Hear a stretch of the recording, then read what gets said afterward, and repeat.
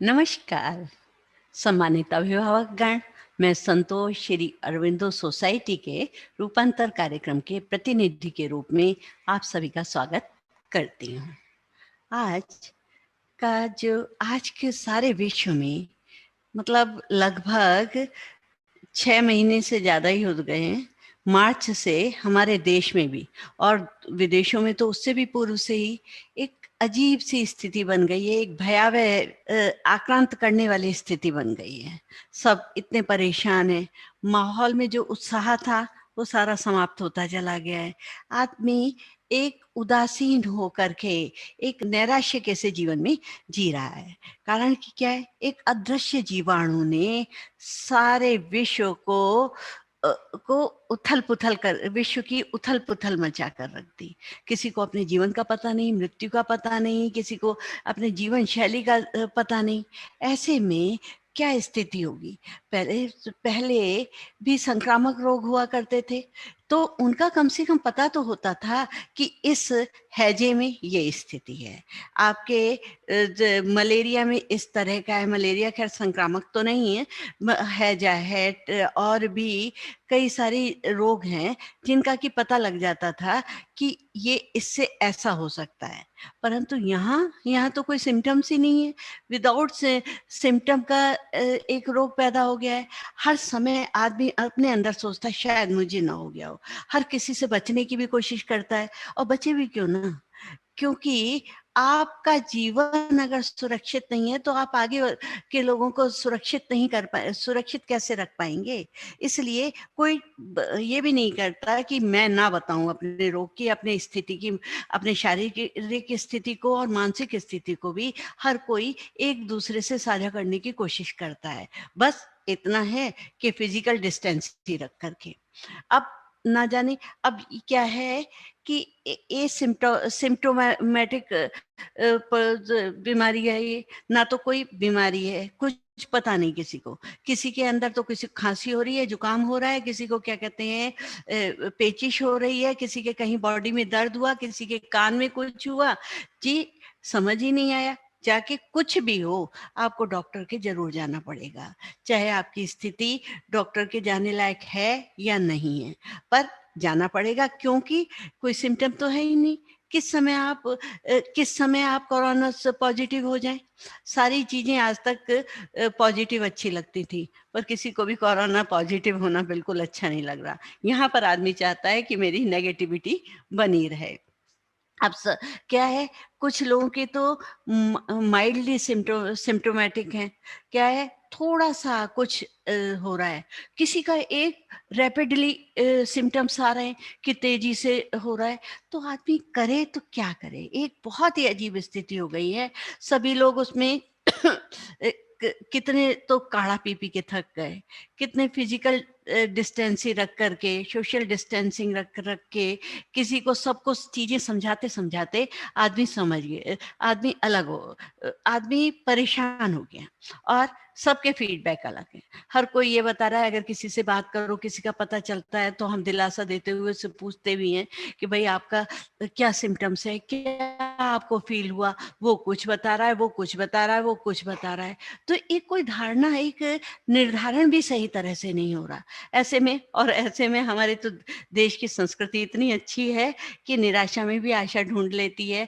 मनोविनोद का, जहाँ उदासी होती है वहां पर भी मनोविनोद ढूंढ लेती है। और इतने सारे सारे मैसेजेस, इतने जोक्स इस तरह के कोरोना पर चल रहे हैं कि आदमी अगर उससे पीड़ित ना हुआ हो तो शायद हंसे बिना रहेगा नहीं। तो अब ऐसे अब धीरे धीरे क्या होता चला जा रहा है कि आदमी उस परिस्थिति से, जो उसके मानसिक स्थिति से उबरना चाहता है। उबरना क्या है, न्यूज तक ने भी उतना, जिस तरह से पहले हर समय न्यूज पर होता रहता था, अब न्यूज ने भी इस विषय को ज्यादा उभारना बंद कर दिया है। यहाँ तक है कि अमेरिका जैसे देश ने तो ये कह दिया जी वो तो अपने तथ्यों को छिपा रहे हैं। पर आखिर क्या करें, क्यों निराशा में डालें। और सरकार भी कहाँ तक करे, कितना कुछ तो वो प्रयास कर रही है। स्थिति, आर्थिक स्थिति भी डामाडोल नहीं करने दे सकती। अगर आर्थिक स्थिति डामाडोल करेंगे तो आदमी जिएगा कैसे, क्या खाएगा, क्या कैसे रहेगा, तो उसके लिए भी उसे सोचना पड़ेगा। तो इस तरह की परिस्थिति ऐसी बनती चली जा रही है कि हमें उसके प्रति कुछ ना कुछ सोचना पड़ेगा। अब यही स्थिति होती जा रही है कि अब हमें लगता है कि इसके साथ तो अब हमें जीने की आदत डाल लेनी चाहिए, क्योंकि पता नहीं जब कब वैक्सीन बनेगी, कब अगर हमारे देश ने बना ली तो शायद हमें जल्दी मुहैया हो जाए, और अगर कोई देश ने बनाई, किसी और विदेश में बनी, तो उसे आते आते भी कई महीने हमारे यहाँ लगेंगे। तो हमें उस स्थिति के साथ जीवन जीने की कला सीख लेनी पड़ेगी। अब सबसे बड़ी जो स्थिति थी हमारे घरों की, हमारे समाज की सबसे पहली इकाई, सबसे छोटी इकाई क्या है? परिवार। अब हमें तो परिवार को देखना है, क्योंकि हम माता पिता हैं, हमारे बच्चे भी हैं, उनकी सुरक्षा करना भी हमारे दायित्व हो जाता है। तो वो जो बोर्डम में आने लगे थे, तो उससे भी उबरने के लिए हमें कुछ ना कुछ करना पड़ रहा है। तो अब बच्चे भी ऐसी स्थिति में बाहर जाने लगे, बाहर बच्चों के साथ खेलने भी लगे, उनको हिदायतें दी जाती हैं, भाई इस तरह मास्क लगाना, इस तरह नहीं छूना, पर बच्चे तो बच्चे हैं। फिर भी, क्योंकि हमें चाहिए कि हम उसकी इम्यूनिटी स्ट्रांग रखें। और दादी दादा भी, पहले तो घर में हम लोग ही नहीं निकलने देते थे कि अम्मा जी आप नहीं जाइए, आप पिताजी नहीं जाइए, पर अब उनका भी दिल करता है कब तक वो कमरे में बंद बैठे रहें। तो वो भी अपनी लाठी लेकर के या घूमने के लिए थोड़ा थोड़ा मॉर्निंग वॉक, इवनिंग वॉक भी करने लगे हैं। और शामत तो आ रही है सबसे ज्यादा माँ की, क्योंकि अंदर से तो वो सहमी हुई है, अंदर से तो वो परेशान है, इन बच्चों के लिए क्या दूं, कैसे करूं, इनकी इम्यूनिटी कैसे स्ट्रांग बनाऊं कि ये कोरोना जैसा भयानक विषाणु परिवार को ग्रस्त, हमारा परिवार इससे ग्रस्त ना हो जाए। वो तरह तरह की चीजें के विषय में सोच रही है। और उधर पिता को भी ऑफिस जाना पड़ रहा है, वो भी बेचारा शाम को जब घर में आता है तो इतना सहमा सहमा सा घर में घुसता है और परेशान भी होता रहता है। देखिए, सोच का फर्क पड़ता है, सोच का फर्क पड़ता है, वरना समस्याएं हमें कमजोर नहीं वरन मजबूत बनाने के लिए आती हैं। ये शब्द थे हमारे पूर्व राष्ट्रपति अबुल कलाम के, और मैं भी इस बात से बिल्कुल एग्री करती हूँ। जब परिस्थितियां सामने आई हैं, अगर हमारे सामने कठिन परिस्थितियां हैं, तो हमें उसके सामना करने के लिए हमें तैयार होना चाहिए ना। हम क्यों उससे पलायन तो हम कर ही नहीं सकते, पलायन करना तो हम बेकार ही हो जाएंगे, हमारा जीवन ही क्या है। और संघर्षों और विषम परिस्थितियों में ही एक नवीन मूल्यों की सर्जना होती है। जब हमारे सामने सुलभ हम परिस्थितियां होती हैं तो हम कुछ भी नहीं करते, उसके विषय में सोचते भी नहीं है, क्योंकि आराम से हमें मिल रही है, हमारा जीवन बहुत आनंददायी सहज भाव से चल रहा है।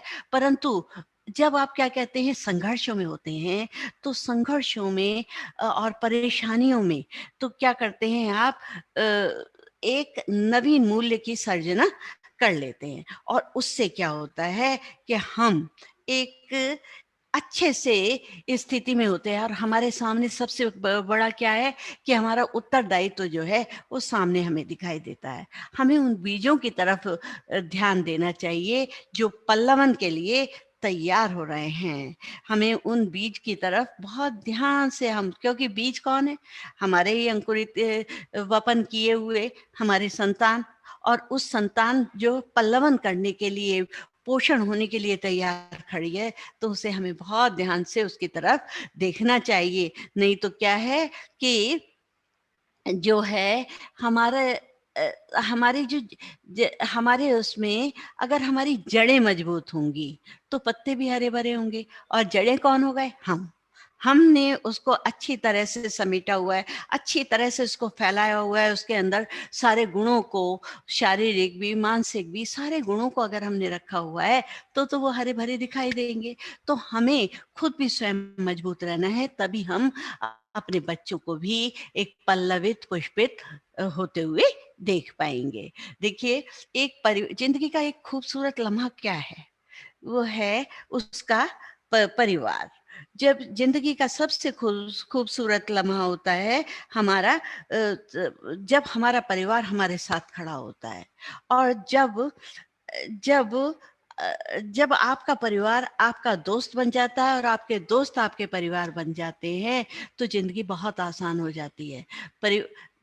कोई जरूरी नहीं कि हमारे जो कोई संबंध हैं वो रक्तों से ही संबंध रिश्ता बनता है, बल्कि बिन आपके संबंधों को मजबूत बनाने के लिए आपको एक ऐसा रिश्ता बनाना पड़ता है जो कि एक दोस्त का है। तभी हम किसी भी परिस्थिति से सरवाइव कर पाते हैं। हमें अपने बच्चों को दोस्त भी बनाना पड़ता है। ऐसे में हमें उनका लालन पालन भी ढंग से करना पड़ता है। तो क्या है, एक दोस्त के समान जब एक परिवार में सभी सदस्य रहते हैं, अपनी बातों को कहते हैं, अपने सुख दुख को आपस में बांटते हैं, तो वही परिवार एक समुन्नत हो पाता है। एक बार की बात है कि माएँ तो बहुत परेशान होती हैं। एक बार एक बुजुर्ग स्त्री के साथ एक मम्मी बैठी हुई थी। अब वो जो मम्मी बैठी हुई थी तो बहुत ही खींची हुई थी, बहुत ही परेशान थी। मैं समझ सकती हूँ कि हर माँ की स्थिति आजकल घर में कैसी होगी, क्योंकि बच्चे अभी तो स्कूल जा नहीं रहे। तो वो जो है बैठी हुई थी, तो उन्होंने ऐसे करके कहने लगे, अम्मा जी मैं क्या बताऊं, मैं इतनी परेशान हो जाती हूँ, मेरे बच्चे ना तो कहना सुनते हैं, ना चीजों को ढंग से रखते, अपनी किताबें कहीं छोड़ देते हैं, पानी पियेंगे तो गिलास वहीं छोड़ देंगे। मेरा घर हमेशा अस्त व्यस्त बिखरा होता है, मैं हर समय चीजों को समेटती रहती हूँ। कैसे कैसे, मैं तो देख देख कर झुंझला जाती हूँ, मुझे हर समय गुस्सा आता रहता है। उसके वो बुजुर्ग महिला ने उसको देखा, बहुत प्यार से देखा, बोले मैं भी तुम्हारी स्थिति में थी, और मैं भी अपने घर को समेटने में, स्वस्थ सजाने में, संवारने में लगी रहती थी, हैं? पर आज मेरे साथ क्या स्थिति है कि मेरे दोनों बच्चे बड़े हो गए हैं, एक ऑस्ट्रेलिया में सेटल हो गया, एक यूएस में सेटल हो गया। पता नहीं साल साल 1.5 साल में जाकर के वो मेरे पास आते हैं, और जब आते हैं तो कुछ ही दिनों का मेरे को सुख मिल पाता है। आज मुझे इच्छा होती है मेरा घर खूब फैला हुआ हो, मैं चीजों को समेट रही हूँ, बच्चे उछलते हूँ, कूदते हूँ, और एक मेरे को आनंददायी क्षण मिले। आज वो सारी मेरे को गोल्ड मेमोरीज बन करके रह गई हैं। आप क्यों परेशान होती हो? रहने दीजिए, अस्त व्यस्त होने दीजिए घर। बच्चे के अंदर अगर सारी चीजें क्या कभी हमेशा ठीक मिलेंगी? और क्यों हो ठीक? ठीक तो हो ही नहीं सकती, क्योंकि भगवान ने जब इतना अच्छा गिफ्ट हमें दिया है तो वो सोच समझ कर दिया है, तो उसके अंदर अगर हम संस्कार नहीं डालते हैं तो सारा व्यर्थ हो जाएंगे। जब उनके अंदर अच्छे संस्कार नहीं पड़ेंगे तो वो हमको चुभा करेंगे। परंतु जब हमारे सामने जो है स्वस्थ बच्चा नहीं घूम रहा, मानसिक रूप से विकृत बच्चा दिखाई दे रहा है, तो हम क्या दे पाएंगे? तो उसकी बात उस स्त्री को एकदम समझ में आ गई। मैंने शुरू में भी आपको बताया, घर हो जाए अस्त व्यस्त, आप रहिए मस्त और बच्चों को बनाइए स्वस्थ। तो कभी मत ध्यान दीजिए कि घर अस्त व्यस्त हो रहा है। बच्चों के साथ अगर ये टाइम है तो आप इसको सकारात्मक रूप से लीजिए। कहाँ तो मैं भागती रहती थी पागलों की तरह, इन बच्चों के साथ स्कूल जाना है, ये करना है, वो करना है।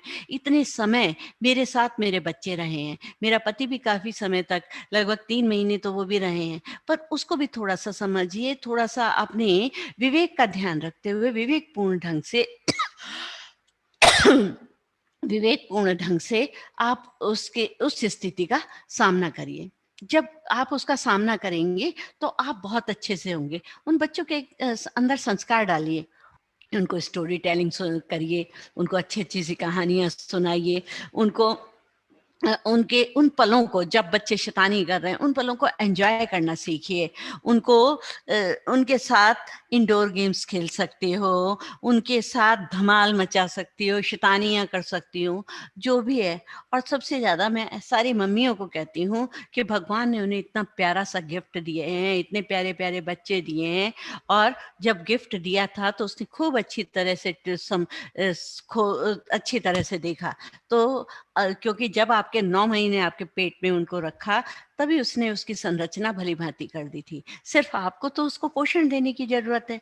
तो आप उसका गिफ्ट का अच्छी तरह से रैपर खोलिए, उनके के विकास को, उनके आंतरिक गुणों को विकसित कीजिए, और खुद को भी अपने अंदर विकसित कीजिए। सबसे पहले तो आप सुबह उठते ही सबसे पहले एक फ़ील करिए, एक्सेप्ट करिए अपने को, सबसे ज़्यादा, कि मैं क्या हूँ? I am the best. मैं सबसे अच्छी मम्मी हूँ, है ना? I am the best. और उसके बाद कहिए, आई रेस्पेक्ट माई सेल्फ। मैं अपनी रेस्पेक्ट करती हूँ। आई एम द और आई लव माई सेल्फ। मुझे अपने से प्यार है। जब आप इन चीज़ों को ध्यान रखेंगी तो आप एक आत्मविश्वास से भर जाएंगी। उसके बाद और जब आप अपने को प्यार करना सीखेंगी, अपने को इज्जत देना सीखेंगी, तो आप देखिएगा कि परिवार का पूरा जो सदस्य है, चाहे वो आपके पति हैं, चाहे सास हैं, ससुर हैं, चाहे नंद है, देवर हैं, और क्या कहते हैं आपके बच्चे, वो सब आपको इज्जत देना सीख जाएंगे, आपको प्यार करना सीख जाएंगे और आपको बेस्ट समझने लगेंगे। इसके साथ साथ ही आप क्या करिए, discover discover and feel your talent. जो आपके छिपे हुए टैलेंट थे बचपन में, जब आप स्कूल जाती थी, स्कूल में आपकी ड्राइंग अच्छी थी, आपके डांस अच्छे थे, या आप क्या कहते हैं खेलने कूदने में अच्छी थी, या आपके राइटिंग अच्छी थी, उस टैलेंट को फिर से निखारिए और उन टैलेंट को बच्चों के साथ बांटिए, सारे बच्चों के साथ, बड़ों के साथ, सब कुछ छांट छांट के दे दीजिए कि आप ये करिए, आप ये करिए। तो वो क्या है, वो बच्चे भी टैलेंटेड हो जाएंगे। यानी कि आपने अपना तो अपने विकास के साथ साथ पूरे घर का विकास कर लिया। आप इस घर की धुरी हैं। आप हमेशा ये ध्यान रखिए कि मैं इस घर की धुरी हूँ, जैसी मैं होंगी मेरा पूरा परिवार उसी की तरफ, चारों तरफ इसी तरह से घूमता चला जाएगा। और सबसे बड़ी बात है, नो कंप्लेन। किसी की भी कंप्लेन मत करिए कि उसने ऐसा कहा, उसने वैसा कहा, मैं क्यों करूं किसी के लिए। आप अपने में मस्त रहिए और सोचिए हर व्यक्ति विभिन्न विभिन्नताओं को लेकर आया है, वो वैसा ही करेगा, तो मैं उसको अपने ऊपर क्यों प्रभावित होने दूं। तो कंप्लेन करने की कोई आवश्यकता नहीं। आप अपने में मस्त रहिए, अपने बच्चों में ध्यान रखिए, तो आप सहज रूप से अपने परिवार को बहुत अच्छी तरह से समझाएंगे। और सबसे उसके बाद ये है, डोंट सजेशन विदाउट आस्क। अगर कोई आपसे सजेशन नहीं मांग रहा है, तो आप कभी भी उसको सजेशन देने की कोशिश मत करिए। जब जिसको जरूरत पड़ेगी, अगर वो आपसे जो सजेशन मांगता है, तो आप उसको विदाउट बीइंग आस्क मत होइए, है ना। बिना बात ही आप उसको कहने लगे कि जो है, चल तू तू ये कर, तुझे ये करना चाहिए, तुम इतनी बड़ी हो गई हो, तुम ये नहीं करना जानती, तुम्हें ऐसे करना चाहिए। मत करिए, बच्चा अपने आप ही सीख जाता है। बड़ों को भी कहने की जरूरत नहीं है, ना किसी को कहने की जरूरत नहीं। आप इस तरह से आगे बढ़ते चले जाइए। देखिए, आप अपना डेवलपमेंट करिए, आपके घर का डेवलपमेंट अपने आप होता चला जाएगा।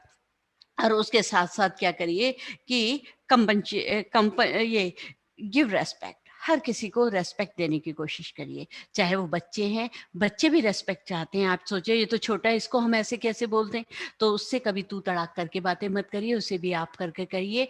अगर वो काम कर रहा है तो उसे बहुत प्यार से, उसके पास से आपको उधर से जाना है तो आप कहिए, बेटे मैं इधर से निकल जाऊं, बिटिया ये कर ले। कि अगर आप कहें तो हम ऐसा कर ले, तो क्या हुआ, बच्चा भी सोचेगा कि मुझे रेस्पेक्ट दी जा रही है। अब बड़ों को रेस्पेक्ट देने की तो आपके अंदर आदत ही है।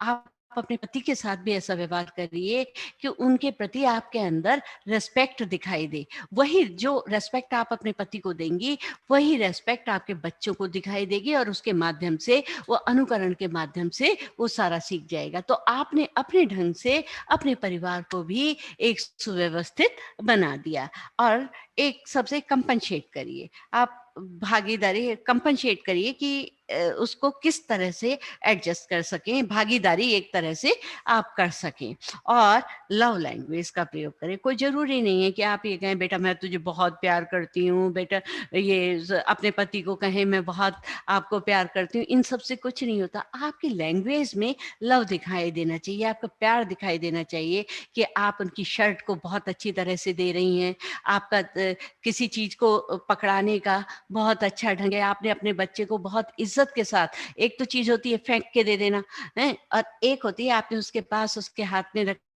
उसको समझाया। जैसे चाकू है, चाकू कभी भी सामने की साइड से किसी को नहीं पकड़ाना चाहिए, पीछे की साइड से पीछे की तरफ करके समझाना चाहिए। ये छोटी छोटी सी बातें हैं जो आपके लव लैंग्वेज को दिखाती हैं। उससे आपके अंदर का जो प्यार है वो बच्चे के सामने तक संप्रेषित हो जाता है, उसके पास से ट्रांसफर हो जाता है। जरूरी नहीं कि बच्चे को आप शोर मचा मचा के मैं तो तुझे इतना प्यार करती हूँ, तू मुझे क्या करता है। आपकी जो ये छोटी सी मूक भाषा ही बच्चे के पास संप्रेषित हो जाएगी, और वो मूक भाषा ही बच्चे को बहुत कुछ दे जाएगी। थोड़ा बच्चे को प्यार करना भी सीखिए, सहलाना भी सीखिए उसको।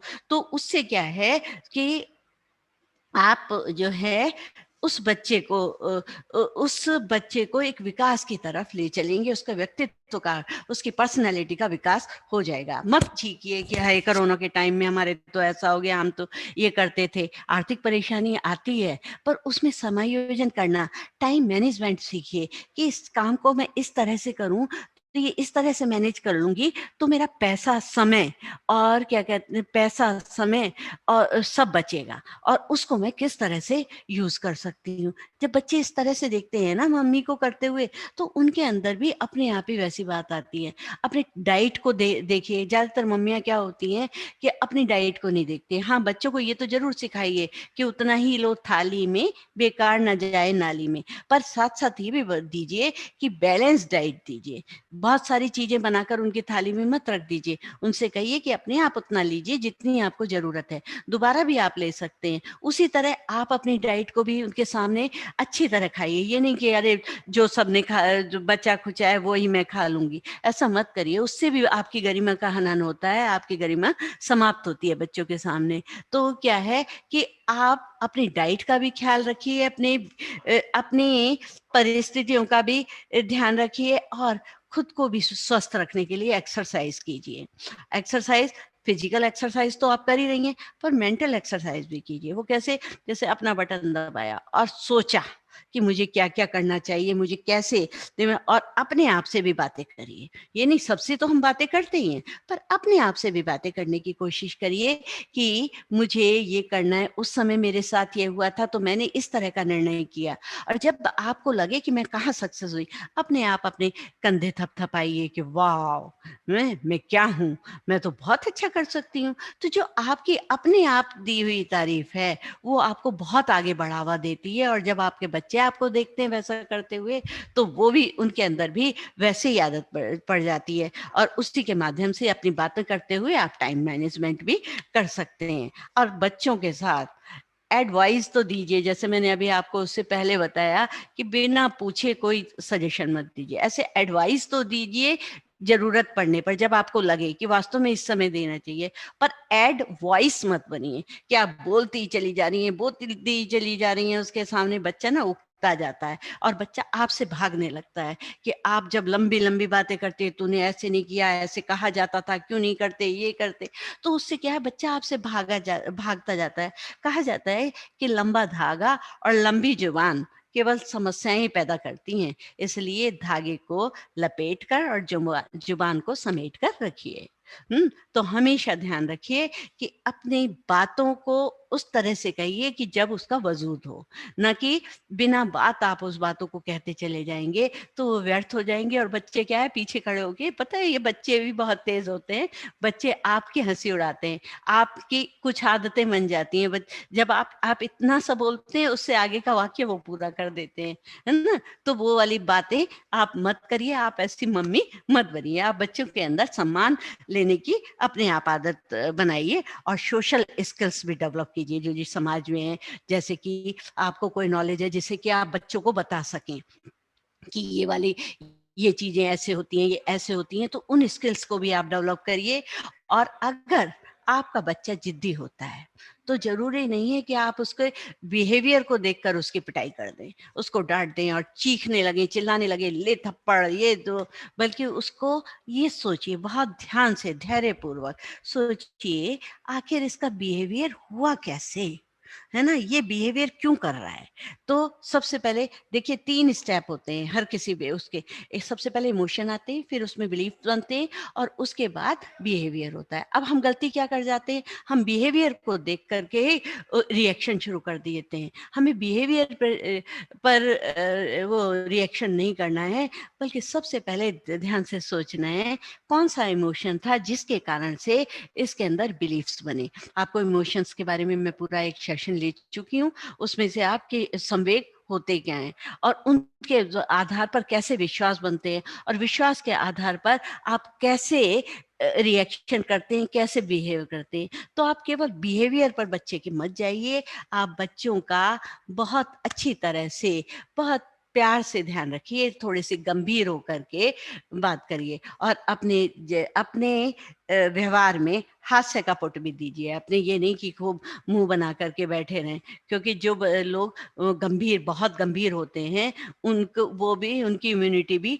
डाउन होती चली जाती है। इसलिए इम्यूनिटी स्ट्रांग करने के लिए आप अपने घर में हास परिहास का भी वातावरण रखें। अब क्या है, यहाँ तो सिनेमा हॉल भी खुलने लगे, सिनेमा हॉल भी खुलने जा रहे हैं, बाजार पूरे खुल गए, मिठाइयों की दुकान भी खुल गई। आखिर कब तक गवर्नमेंट भी देखिए, अर्थव्यवस्था कैसे चौपट तो कर नहीं सकती, तो कोई ना कोई तो वो एक्शन लेना पड़ता।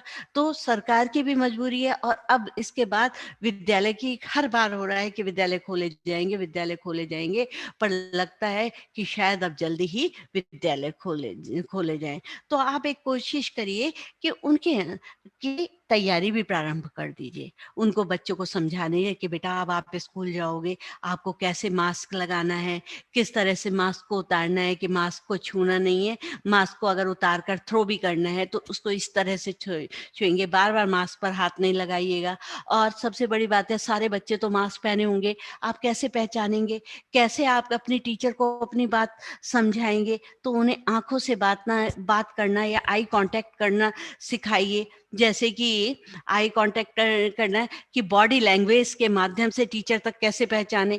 अब आपका दोस्त है, उसने भी मास्क लगा रखा है, आपने, आप तो पहचान ही नहीं पा रहे, तो उसको समझाइए कि किस किस तरह से हमें उसकी पहचान करनी है, किस तरह हमें अपने टीचर से जाकर के बातें करनी है, किस तरह से हमें, कितनी, घर में तो चल जाता था, घर में तो सारे दिन बच्चा हाथ नहीं धोता था, बाहर से आया तो हाथ धो लिए, सैनिटाइजर का प्रयोग कर लिया, हर समय सैनिटाइज का भी प्रयोग नहीं करना, सैनिटाइज लगा करके तो खाना भी नहीं खाना चाहिए।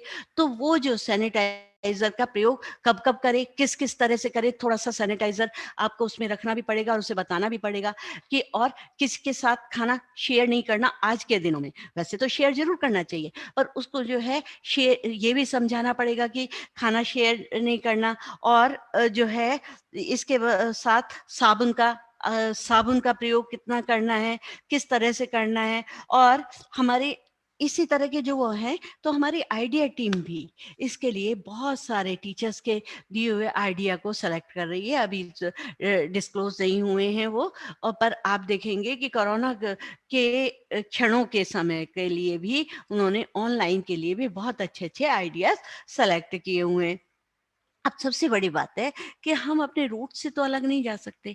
ये सारी चीज़ें तो ऊपरी तौर पर हो गई हैं आपने, पर बच्चों के अंदर, हमें किस तरह के घर में रह रहे हैं बच्चे, तो हमें उन बच्चों के लिए के अंदर क्या-क्या मूलभूत गुणों को डालना चाहिए।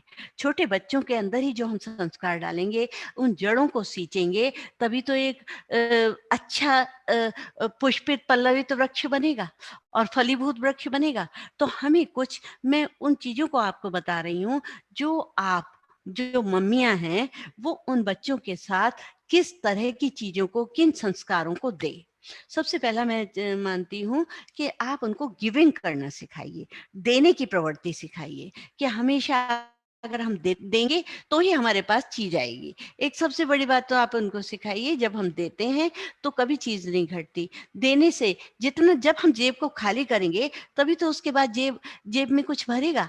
तो देना, पहले क्या होता था कि हर परिवार में, पूरे संयुक्त परिवार थे, जब भी कोई चीज बनती थी बच्चों से कहा जाता था दादी को देकर आओ, दादा को देकर आओ, चाचा को दो, चाची को दो, बुआ को दो, सब लोग एक एक करके चीजें खाते थे। आजकल कोई चीज बनती है, दो बच्चे होते हैं, मम्मी क्या करती है, ये तेरा हिस्सा है, ये तेरा हिस्सा है, तो शेयरिंग की आदत ही खत्म होती चली जा रही है और गिविंग की आदत खत्म होती जा रही है बच्चों को। तो बच्चे क्या होते जा रहे हैं, सेल्फिश से बनते चले जा रहे हैं। तो आप उनको गिविंग की, शेयरिंग की आदत डालिए, जिससे कि वो उनके अंदर पारस्परिक सद्भावना का निर्माण हो। और उसके साथ साथ क्या है, आप सारे दिन आपके यहाँ टीवी चलता रहता है या वो मोबाइल चलता रहता है, उसे आप समझाइए कि ये इंफॉर्मेशन सेंटर है फ्यूचर के लिए। इसमें इंफॉर्मेशन हमें मिलती है, जो नॉलेज असली होती है वो रीडिंग से मिलती है। आप खुद भी अच्छी अच्छी पुस्तकें पढ़िए, अपने घर में अच्छी अच्छी पुस्तकें रखिए, अच्छे अच्छे लेखकों को के विषय में जानिए, अच्छे अच्छे कवियों के विषय में जानिए। तो उससे क्या होगा कि बच्चे के अंदर भी आपको देख देख कर वो प्रवृत्ति आती चली जाएगी। उसके अंदर उनसे बताइए, ये वाली किताब, जब मैं यूएस में देख रही थी, कि जब मैं यूएस में रही तो वहाँ पर हर कोई, चाहे बड़े से बड़ी लेडी थी या बड़े से बड़े जेंट्स, हर कोई बैठा हुआ कहीं पार्क की बेंच पर बैठा है या कहीं हर समय किताबें पढ़ रहा है। किसी जगह में गई हूँ तो कोई ना कोई हर समय पढ़ता हुआ ही मिल जाता था। चाहे आप फेरी में जा रहे हैं, चाहे स्टीमर में जा रहे हैं, कहीं पर भी किसी तरह से जा रहे हैं, तो वो क्या कर रहे हैं कि पढ़ते जा रहे हैं। तो तब मुझे समझ में आया कि इनके अंदर डायनेमिक डायनेमिक क्यों है ये? क्यों किस तरह से ये काम को करते चले जाते हैं? इनकी सोच हमारे जैसी परिपक्व हमारे जैसी परिपक्व हमारी इतनी परिपक्व क्यों नहीं हो पा रही? गतिशीलता इनमें क्यों इतनी ज़्यादा है, जितनी कि हमारे अंदर नहीं है? तो हमें अपने घर में बच्चों के अंदर रीडिंग की आदत डालनी पड़ेगी, पढ़ाने की आदत डालनी पड़ेगी, और इसके साथ ही एक्सरसाइज की, जो कि मैंने कहा था मम्मियाँ करें, तो बच्चों को भी एक्सरसाइज की आदत डालिए। उनके को भी स्वस्थ रहने के, शारीरिक रूप से स्वस्थ रहने लिए के लिए तरीके बताइए, उनको मेडिटेशन समझाइए, एक्सरसाइज बताइए। और उससे क्या होता है, शरीर जब गतिशील होता है शरीर, तो वो क्या है, हमारे ब्लड सेल्स भी ज़्यादा बनते हैं, हमारी इम्यूनिटी भी स्ट्रांग बनती है, और हमारा मानसिक संतुलन भी है, वो भी बहुत अच्छा बनता है। तो आप हमेशा इसका ध्यान रखिए। एक सबसे बड़ी बात है एप्रिशिएशन, यानी प्रशंसा। हर किसी को अप्रिशिएट करना सीखे। जैसे तो आप उसको एप्रिशिएट करिए। उस अपने बच्चों को तो आप करिए ही, पर साथ-साथ अपने घर में ऐसा वातावरण बनाइए कि बच्चे जो हैं एप्रिशिएट करना सीखें।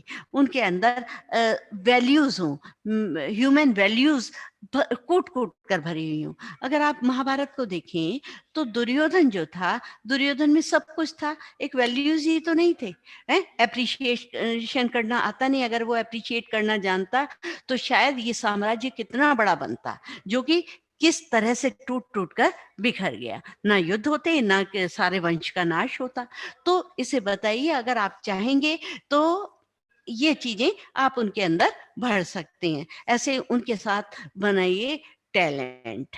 उनके अंदर टैलेंट, जैसे अगर आप खाना बना रही हैं, तो आप अपने बच्चे को खड़ा करिए, उनको सारे मसालों के विषय में बताते जाइए, उन मसालों की खुशबू का एहसास कराइए, उनको पौष्टिकता बताती चलिए। या घर में सफाई कर रही हैं, तो बच्चों को साथ लगाइए कि बेटा ये मैं हटा रही हूँ, देखो यहाँ से अगर जहाँ-जहाँ से मैं क्यों हमें कोने से सफाई करनी पड़ती है, क्यों हमें सफाई की आवश्यकता है, कि जीवाणु किस किस तरह से समाप्त हो जाते हैं, किस तरह से अच्छा पोछा लग सकता है, किस तरह हम चीज़ों को व्यवस्थित रख सकते हैं। ये सब चीज़ें आप बातों-बातों में सिखाते चले जाइए। तो ये सारी चीज़ें जो हैं, तो बच्चों को आप समय दीजिए, उनका विश्वास प्राप्त करिए, और विश्वास लीजिए, उन पर विश्वास करिए, और उससे सम्मान आपको मिलता रहेगा। हमेशा ध्यान रखिए, समय, विश्वास और सम्मान एक ऐसा पक्षी है, जो एक बार चला जाए वो दोबारा नहीं आता।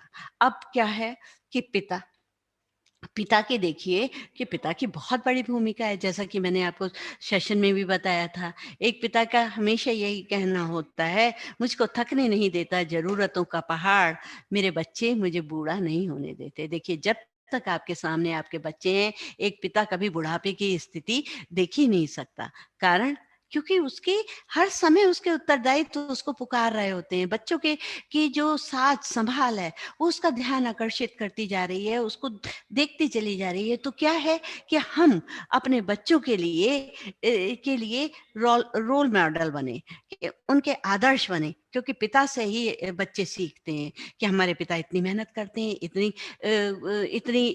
इतनी ज़िम्मेदारियों से सारे काम को सँभालते हैं। तो बाप जो है, एक पिता जो है, बच्चे का रोल मॉडल होता है। तो आप ऐसा कोई भी एक कार्य ना करें, जो कि उन बच्चों को देने वाले आदर्शों के अनुरूप ना हो। तो आप अगर देखेंगे कि अगर आप रोल मॉडल बनेंगे, तो आपका बच्चा कभी बिगड़ ही नहीं सकता। आप उस अपनी रिस्पेक्ट वाइफ, अपनी पत्नी को हमेशा रिस्पेक्ट दीजिए। अब क्या है, जब आप रिस्पेक्ट देंगे, तो आपके बच्चे भी अपनी माता की रिस्पेक्ट करेंगे, और उनके अंदर अगर लड़का है, तो नारी जाति के प्रति आदर की भावना होगी। क्योंकि जिस घरों में पति अपनी पत्नी का आदर नहीं करता, तो बच्चे भी उसको तिरस्कृत भाव से देखते हैं और आने वाली पीढ़ी में किसी भी नारी की इज्जत करना नहीं सीखते। उसी तरह अपनी बेटी की, अपनी बहन की, सबकी इज्जत करना उसको सिखाइए। और जब आप अपनी पत्नी की इज्जत करते हैं तो आपकी पत्नी भी प्रसन्न रहती है, और वो सबको सारे बच्चे एक सुव्यवस्थित रूप से होते हैं। और इसी तरह से उनको अच्छी तरह सुनिए, listen to them them in quality time. एक एक ऐसा स्पेशल टाइम आप चुन लीजिए और बच्चों से सुनिए सारी बातें, कि क्या आज क्या किया, आज सारे दिन क्या कर रहे थे, आज आपने किसी बच्चे के साथ किस तरह से व्यवहार किया, किसी बच्चे की कोई बात आपको अच्छी लगी, आज आपकी ऑनलाइन क्लासेस में क्या क्या बताई गई। ये सबसे अच्छा क्वालिटी टाइम जो है वो होता है जब आप शाम का भोजन करते होते हैं, या सुबह के टाइम पर जब बच्चे को आप उठाने जाते हैं, प्यार से उठाते हैं, तो आप उनसे ये सारी बातें करिए। और उनसे एक सबसे बड़ी बात है कि आप उनके साथ एक प्रॉमिस गेम खेलिए, सुबह को उठकर, माँ भी और पिता भी। कारण क्या है, जब आप सुबह उठते बच्चे को जब उठाने जाएं तो उनसे कहें, बेटा आज एक गेम है, प्रॉमिस गेम। अगर मुझे गुस्सा आए तो आप इस तरह से करेंगे, या कोई भी साइन बना लीजिए, ऐसे करेंगे तो एकदम मुझे ध्यान आ जाएगा कि नहीं, मुझे गुस्सा नहीं करना।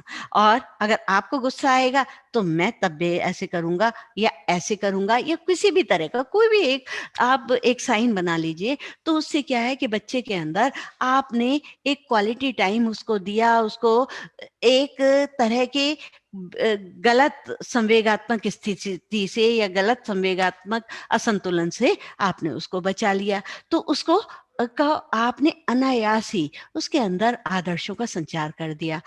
और उनकी स्टडी में हेल्प करिए, हेल्प इन स्टडी।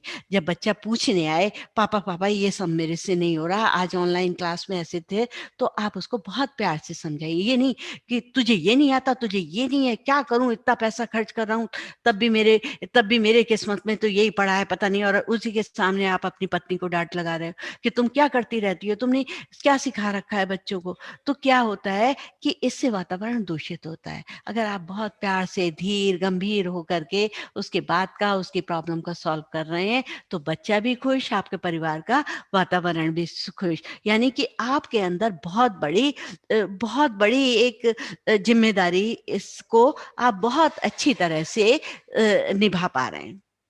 और इसी तरह से रिस्पॉन्सिबिलिटी को लेना सीखिए। कई बार कई घरों में मैंने क्या होता है, जब कोई बच्चा अच्छा काम करके आता है तो अरे मेरा बेटा है, मेरी बेटी है, मेरा बेटा है। और जब गलत काम करे, अरे तुम क्या सिखाती हो, तुमने अपने बच्चों को इतना बिगाड़ रखा है। तब एकदम वो है, अरे जिम्मेदारी तो आपकी दोनों तरह की है। अगर बच्चा बिगड़ता है तो भी आपकी जिम्मेदारी है, अगर बच्चा अच्छा है तो आपकी है, दोनों की। तो पर आपकी जिम्मेदारी ज्यादा हो जाती है कि आप उसके लिए सारी सुविधाएं भली प्रकार से दे रहे हैं। अच्छा, सुविधाओं के बारे में फिर मुझे एक चीज याद आ रही है कि आप हमें कभी भी अपने बच्चे को सारी सुविधाएं ना दें। हमेशा ध्यान रखें कि उसकी मूलभूत आवश्यकताओं को दें, उसको समझाएं कि क्या आवश्यकता है, अपनी स्थिति को देख करके ही उसकी सुविधाएं दें। ये बहुत ही गलत होता है घरों में कि आप उसके बच्चे की सारी की सारी जो है आवश्यकताओं की पूर्ति करते हैं। कारण क्या, सोचते हैं कि हमें तो ये चीज मिली नहीं थी, हम अपने बच्चों को जरूर दें।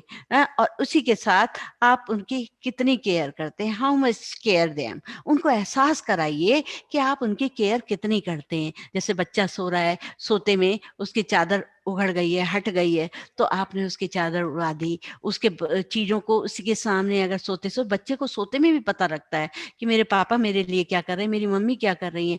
अनायास ही आप उनको समझा देते हैं, कहकर कभी कुछ नहीं होता, कहकर तो। और जबकि आपके व्यवहार से वो बच्चा सीख जाता है, तो वो उसको सामान को वो जब आप रखते हैं तो उसको एहसास होता है कि उसकी कितनी केयर हो रही है। साथ साथ ही उसके साथ मेडिटेशन करें, उसके मानसिक संतुलन को बढ़ाएं, आपका भी बनेगा और उनका भी बनेगा। आप उनको पौधों में, पौधे, अब और चीजें नहीं, पौधों को का सिंचन करना सिखाइए कि पेड़ पौधों से कैसे बात हो। उनको प्रकृति का भ्रमण, आजकल की परिस्थितियां ऐसी हो गई हैं कि आप उनको प्रकृति में इतना नहीं ले जा सकते, पर क्या कहते हैं, आप उनको प्रकृति से संपर्क करना सिखाएं। जैसे उन्हीं से पौधों बीज बोआएं और उन्हीं के धीरे धीरे उनका पल्लवन और पुष्पन और फलीभूत होना दिखाएं। तो उससे क्या है कि बच्चे के अंदर एक जिद्दीपन जो होता है ना, बच्चों जो जिद करते हैं, क्रोधी होते हैं, उनका क्रोध खत्म होता है। जब वो सर्जना देखते हैं तो उनका अनायास ही ये सारे परिस्थितियां चेंज होती चली जाती हैं और वो एक बहुत अच्छा समायोजित जीवन जी पाते हैं। आपने एक पौधा भी लगवा दिया और उसके जीवन को भी व्यवस्थित कर दिया, ये तो कितना अच्छा रह गया। ऐसे मेडिटेशन कराइए आप उसके साथ, ब्रीथ, लॉन्ग ब्रीथ ले करके आप उसके प्राणायाम, अनुलोम विलोम आपके ये कपाल भाती, भस्त्रिका और क्या कहते हैं, भ्रामरी, ये सब अगर कराएंगे तो उसके अंदर अपने आप ही, आज कहते हैं 21 दिन तक अगर हम किसी काम को लगातार करते हैं तो वो हमारी आदत में शुमार हो जाते हैं। अगर आप करेंगे तो क्यों नहीं आपका बच्चा करेगा। देखिए, हमेशा ध्यान रखिए कि बालक के संपर्क के संपूर्ण और प्रसन्न विकास के लिए उसे प्रकृति से सीधा संपर्क बनाए रखने दें। एक वन्य प्राणी की तरह प्रकृति से बालक का बालक का अ, बालक का जुड़ाव बनाए रखें। तो उसे उससे बात करने दें। तो उससे क्या है, एक बच्चे का विकास बहुत अच्छी तरह से होता है। और हमेशा ध्यान रखिए, शेर परवरिश करता है और कुत्ता पालता है। आप क्या बनना चाहते हैं, क्या अपने संतान के सामने दिखना चाहते हैं, ये आप पर निर्भर करता है। इसलिए आप कहते हैं मुझे बहुत परेशानी होती है, मेरे को ये करना पड़ता है, तो निराश मत होइए। निराशा आपके जीवन में इसी तरह की है कि जिस पेड़ पर आप बैठ कर के, जिस पेड़ की टहनी पर आप बैठकर उसी टहनी को काट रहे हैं, निराशा उसी तरह की है। वो आपके ही को ही समाप्त करती जाती है, आपकी इम्यूनिटी को समाप्त करती जाती है, आपको ही परेशान कर देती है, आपके घर को ही विध्वंस करती है। तो आप हमेशा आशा का संचार रखें, चाहे कैसे भी परिस्थिति हो जाए। देखिए, सूरज की तरह चमकने के लिए सूरज की तरह चलना भी सीखना पड़ता है। तो और आजकल परिस्थितियां, मैं पिताओं से बहुत कह रही हूँ कि कई लोगों की नौकरी भी छूट चुकी है, कई तरह की आर्थिक परेशानी भी आ गई है। ये बहुत बुरा हुआ है, ये मैं नहीं कहती, पर उसमें भी आपको निराश होने की जरूरत नहीं है। निराश करने, आप उसके अंदर भी अपने बच्चों से घर में बैठकर बात करें, उनसे छिपाइए मत। जिस घर में झूठ बोला जाता है, तो जहां पर भी कभी जब बात बात पर झूठ बोलने की जरूरत पड़ जाए, तो समझ लेना कि रिश्ते समाप्त होते जा रहे हैं, रिश्ते समाप्ति की ओर है। तो कभी भी बच्चों के सामने पूरी परिस्थिति सामने रखें, उनके सामने ये मत कहिए नहीं नहीं तो ये सब ठीक चल रहा है, सब ठीक। अरे उनको बताइए, इतना ज्यादा विस्तार में मत बताइए, पर थोड़ा बताइए, उनकी मम्मी को भी बताइए कि ये परिस्थिति बन रही है, अगर हम देखें ऐसे में क्या करना है। हो सकता है पूरा परिवार मिल करके काम करना शुरू कर दे और आपकी आर्थिक स्थिति काफी कुछ सुधरने पर आ जाए। और उसमें क्या है कि बच्चा भी आत्मनिर्भर और जागरूक और गंभीर होना सीख लेता है आपकी जरा सी बात से। और आर्थिक स्थिति में आप ऐसा मत करिए कि ऊपर शेरवानी अंदर परेशानी, कि ऊपर से आप बच्चों को दिखा रहे हो मैं तो बहुत अच्छा हूँ और अंदर से आप परेशान हो रहे हो। तो आप उनके सामने बिल्कुल वस्तु स्थिति स्पष्ट करके रखिए, अपने को आत्मविश्वास में रखिए।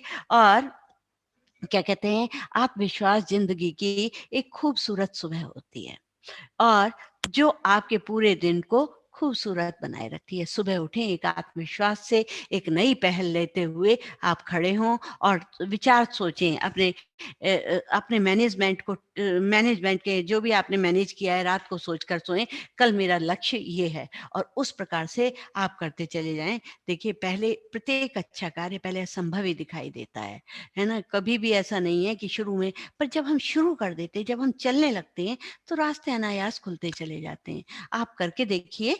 कोई है, God help those who help themselves. भगवान केवल उन्हीं की सहायता करते हैं जो स्वयं अपनी सहायता करते हैं। कोई चलता पद चिन्हों पर कोई पग चिन्ह बनाता है, कोई चलता पद चिन्हों पर कोई पग चिन्ह बनाता है वही मनुष्य इस जग में, जिस दुनिया में पूजा जाता है। तो इसलिए आप हमेशा बात करिए और बच्चों के सामने बैठ कर के उन्हें उपदेश मत दीजिए। बहुत आदत होती है माता-पिता की, और हमारे टाइम में तो होती ही थी सबसे ज़्यादा, हैं? बैठ जाते थे, न एक अच्छा-सा श्रोता मिल गया, बस सुनाए जा रहे हैं, ये करा करो, ऐसा करते हैं, हमने जीवन में इतने स्ट्रगल किए, हमने तो ये किए, और हम अपना ही जूस निकाल लेते हैं। जब तक हम पूरे निचोड़ नहीं जाते, जब तक हमारे पास शब्द भंडार खत्म नहीं हो जाता, हम बच्चे को सुनाते रहते हैं। अब आप सोचो कि हम जब वो सुनाते चले जाते हैं, तो उसमें क्या बच्चा कुछ सीख पाया? बच्चे के अंदर लॉन्ग टर्म इम्प्रूवमेंट हुआ? वो तो थोड़ी-सी देर में सारी चीज़ें भूल गया, उसके अंदर तो कोई फ़र्क नहीं पड़ा, तो क्या फ़ायदा हुआ? तो और पीछे बच्चे बहुत हँसते हैं और बड़ा, अरे मेरे पिताजी तो ऐसे हैं, मेरे पापा ऐसे हैं, सारे दिन सुनाए, अरे कौन जाए उनके सामने, मैं तो जा नहीं रहा। जब वो बच्चा आपसे पीछे हट रहा है, पलायनवादी हो रहा है, तो आपका अस्तित्व ही क्या है? एक पिता का अस्तित्व हुआ क्या? तो इसलिए ध्यान रखिए कि आप जो हैं, एक अपने अस्तित्व को भली-भाँति बनाए रखिए बच्चों के समक्ष। अब हम कहते हैं, हम बहुत, हमने तो इतनी स्ट्रगल की, हम तो 5-5 किलोमीटर पैदल चलते थे, तब जाके स्कूल पहुँचते थे, खाने को ये करते थे, हमने तो कभी पिज़्ज़ा बर्गर नहीं खाए। ख़ैर ये तो मैं भी नहीं कहूँगी कि पिज़्ज़ा बर्गर खाने के लिए आप बच्चे को कहें, आप दाल-चावल, सब्ज़ी-रोटी वो खाएँ, वो ज़्यादा स्वस्थ हैं, बहुत अच्छे हैं। पर ये भी मत कहिए कि हमने बहुत स्ट्रगल किए। भई देखो, उस समय की परिस्थिति ऐसी थी। आज की तो परिस्थिति ऐसी है कि हमारे पास टेक्निकल इतनी उपलब्धियाँ हैं, टेक्नोलॉजी इतनी उपलब्ध है। आज 7 साल का बच्चा इतना टैलेंटेड है जितना हम नहीं है। अब पहले तो बाप की बात बच्चा सुनता ही था, क्योंकि जो किसान है, किसान का बेटा किसान ही बनेगा, उसको विरासत में वो मिल रहा है। जो ज़मींदार था या अच्छे उस पर था गाँव में, तो उसको वो मिल जाती थी।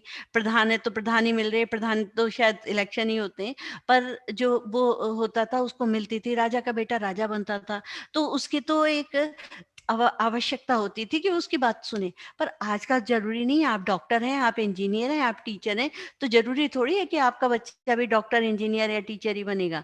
वो तो कुछ और भी बन सकता है। आजकल तरह-तरह के क्षेत्र खुल गए हैं। हो सकता है वो बहुत अच्छा हेयर कटर बन जाए, बहुत अच्छा-सा वो बना ले, वो अपना ब्यूटी पार्लर बना ले, अपना एक शोरूम, कपड़ों का शोरूम बनाए, तो उसे विकसित होने दीजिए, उसको मत करिए। उस आज जब 7 साल के बच्चे में इतनी टेक्नोलॉजी की का ज्ञान है, तो आप अपने ज्ञान को उस पर मत थोपिए, उसको बस विकास के लिए अग्रसर करिए, उसको फ़ोर्स मत करिए। अब लड़कियाँ भी ऐसा होती हैं कि वो भी मम्मियों की तरह नहीं बनना चाहती। कारण क्या है? मम्मियाँ कहती हैं, "तुझे ये खाना बनाना सीख, तू ये सीख।" तो वो सोचती है कि मैं क्यों करूँ ये सारे काम? मैं तो इतनी बड़ी पोस्ट पर पहुँचूँगी, तो क्या इसी काम में थोड़ी लग जाऊँगी? तो वो भी मम्मी से कतराने लगती है।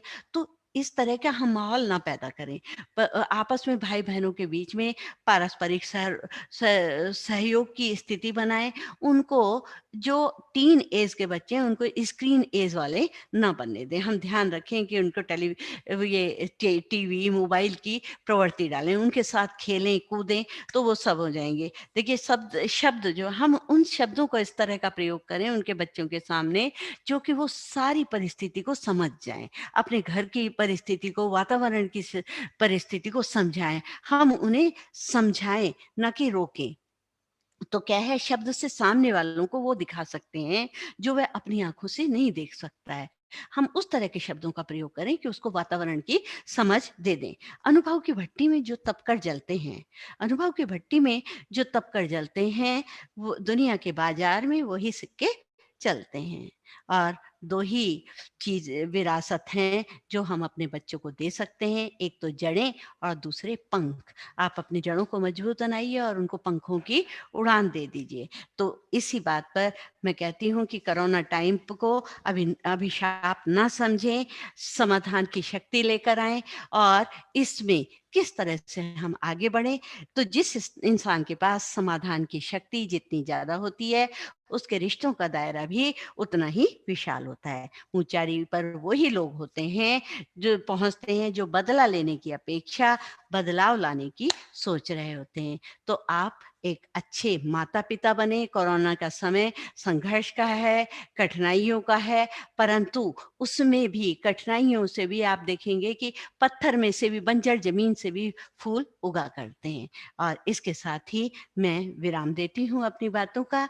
हमसे जुड़े रहने के लिए बहुत आभार, धन्यवाद।